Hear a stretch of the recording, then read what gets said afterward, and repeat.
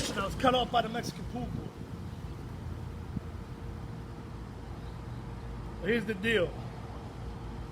October 8th of 2020, he comes between me and her. He goes behind my back with her all night. And I'm not on the phone with her 5 hours I normally would be. 5 hours where I'd be happy as hell to be talking to her. So I get hot. I'm drinking fucking bourbon. I'm rocking out. I'm at Partial Resort in Naples. Taking it easy. But I'm hot. I launched into a whole bunch of fucking things I probably shouldn't have said. But she knows I love her, so I say, Kristen, at the end of the day, none of this shit that I say means anything because I love you trumps and triumphs over every motherfucking thing. I love you is the meaning of existence. It's everything. It's the most important thing. And as long as I had that, we would have been good and gravy. As long as I had her, I told her, I said I'd be unstoppable. It's not deniable. I would have been unstoppable on the outside with her by my side. I know this to be an absolute fact. Just the knowledge and wisdom and everything I've accumulated over the last 16 years, if I've had her by my side, the sky's the fucking limitless limit. It would be a beautiful, beautiful fucking thing. But I lost her that night. And I said a lot of things I shouldn't have. And I apologize. She called the next morning. Oh, it's definitely over now! 7 in the morning, she's fucking screaming. I say, Angel, sweetheart, Angel, I love you more than life. I love you more than life and God itself and himself. You're my reason for being. I love you more than parents love their children. The whole 9 yards. You know that. Please calm down. No! No! All she does is scream. She screams like a rabid fucking, like a rabid demon monkey on fucking antidepressant roids. She later comes out lying, saying it wasn't birth control, it was Lexapro. I said, Kristen, it's probably a whole lot more than fucking Lexapro. You know, I'm trying to help her, I'm trying to save her, but everybody's got her in the dark. They got her dumb, deaf, blind, they got her comatose, they got her drugged up, they got her riding horse, her father possesses her like a fucking, like a toys, I don't know, like property. He possesses her, that's it. She is special, she was born special. And I know special when I see it because my critical mind's eye is impeccable, to say the very least. I know who I am. I know what I was born to be. And I walked. You want to know who the chosen ones are? They're the ones that walk a path and live a life that's totally different from anyone else. No one has ever lived a percentage point, shred or a motherfucking iota of a life like me. Nobody. I put that on my word, real talk, self on the Bible, hand on the Bible, one on my mother's tombstone on God. Ain't nobody lived like me. My story is unreal, to say the least.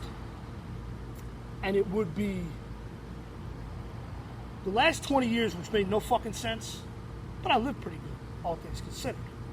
The last 20 years, which made no sense, would make all the sense in the world if I went through that holy hell, or whatever the motherfucker, with heaven at Paradise U.S. Satan and Naples and Marco Island and these paradise luxury locations, living the dream.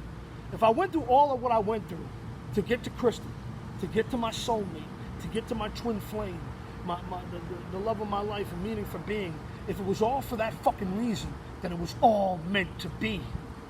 Otherwise, none of this means a goddamn thing, and I'm checking out ASAP accordingly. I'm not going to make it. You know, put on a tombstone, died of a broken heart, you know. Hopefully never forgotten, but forever misunderstood. This poor fucking bastard died of a broken heart and was tortured to death by the craziest pussy in the history of crazy pussy and a 400-pound Franken ogre monster, demon handler, sicko Satan Skeeve Hosley. It's no coincidence his last name is Hose Lie, and she's number one hoe and number one liar. On October 8th, I lost it.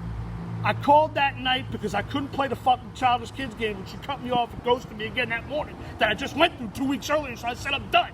If you're going to play games and you're going to run the whole relationship at the behest and request with the permission, coached, coerced, and coached by Steve fucking Hosley, of all people, don't even ask me how the fuck he ever entered her life, because it's bizarre to say the least.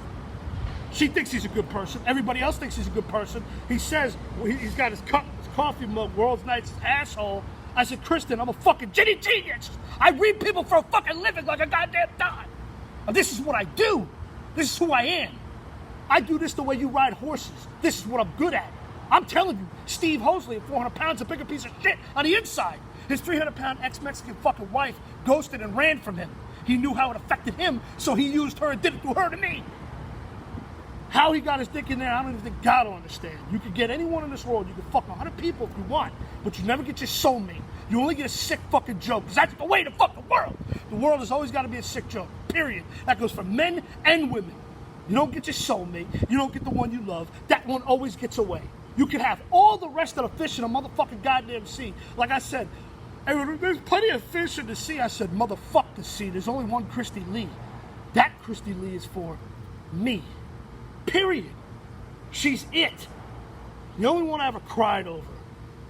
I never loved no one like this. My love for her hasn't stopped in 3 fucking years. I fought for her every single goddamn day. I write for her every fucking day. 3 years straight. Ignored by an ignorant fucking whore demon who's out there banging the next crackhead in my town. All she ends up with is fucking cokehead, bisexual, sicko fucks who, when they open their mouth, you can tell they're gay.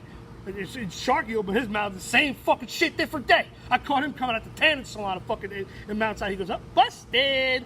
I mean, for one thing, that nigga got the fucking balls, nerve, and fucking unmitigated gall to tell me, check yourself, Nick. Like I wouldn't bash, yo, Brian fucking Sharky.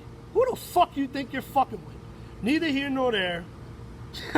Like I said, I've lived 140 lives in 40 years, 140 times more than any of these stay-at-home motherfuckers.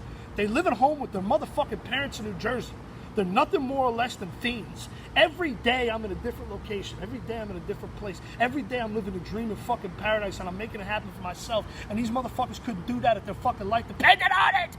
They could never walk a mile in my shoes. They could walk a fucking day or a fucking hour in my motherfucking shoes. And they all think they're better than me. These slave-ass corporate Muppet puppets, half of them are fucking owned. They're owned, their time is bought, they're fucking slaves. Slaving for fucking children on a one-way vicarious trip to fucking nowhere. A circle loop of prison planet Hello Earth. What the fuck you breeding for? You didn't learn the first time? You thought this world was a good fucking place? You're supposed to wake up, and when you wake up, you take that red pill, you wake up to reality, there ain't no going back. You can't put yourself back to sleep. You can't go back to being ignorant to a world that's obviously going to hell in a handbasket probably tomorrow. World War III's on the goddamn doorstep. Everything they do to make things better makes things worse. I mean, that could go on forever, baby. It's all bad in 2023. But not Kristen. As crazy as she is, as much as she tortured me, she cost me everything. Everything. 70,000 in clothes, 7 bags gone. I sold it to an inmate, stole it from me. Fiend. I've God blessed so many people like that, you have no idea. I have God blessed with my fucking hand so many fucking people in this goddamn life, including all those backstab motherfuckers Mountainside. I God blessed everyone. That's all I ever did. Hence Mountainside Jesus, baby. You think I'm just saying this shit? I suffered and I God blessed everyone. And that she-devil, Christy Lee, that's my salvation, my vindication, my motivation, my spirit, my heart, my soul, she's my everything. I can't fucking lose her. And I can't lose her because of a literal Satan, Steve fucking Hosley, whose lone Facebook picture he's had on there for 14 fucking years has got prosthetic goop bumps on his fucking forehead. Find out they're not prosthetic. He was actually born like that. He was born with goat bumps on his fucking head. And you think I'm making this shit up? I don't believe my life and the story and the trajectory of what's happened any more than anyone else could ever believe it. It's so shocking to me, it's unreal. But nonetheless, it is what it motherfucking is. It's incredible to say the least. I called that night. On October 9th, the next day I called 2020 to end it peacefully. To end it peacefully, respectfully, amicably, cordially. I was going to apologize, say, Kristen, I love you. I will always love you. You'll always be a friend of me. But I'm not going to play your games with you and Hosley. He's a pain pill popping fiend. Brags about fights he picks on the line. CVS, fucking Rite Aid. Customers he hates, can't stand. All he ever talks about is killing people. He threatened me 21 times in 2021 alone. Every fucking way I could die. Ways he hopes I die, but in the end he just hopes they kill me in jail where he put me on lies. So this is your guy. This is your Satan. A man who puts people in jail on fucking lies proudly. Charged me so many times. I tried killing myself so many times I don't know who the fuck I am anymore. I mean, I've been victim all my life, but this is unfucking believable. I'm king victim, to say the very, very, very, very least. He picks up her phone that night and decides it wise to prank a 40-year-old man. Lee's Chicken Shack, can I take your order? I'm sorry, we don't have that on the menu, sir. We don't have that on the menu. Not on the menu, sir. Can I take your order? I said, how about your mother with a side of pussy fries up her fucking twat hose? Put her on the phone. I said, put her on the phone. I want to talk to her. I want to peacefully end this the right way. You win, Hosley. You could have it. I'm sorry, sir. It's not on the menu. I said,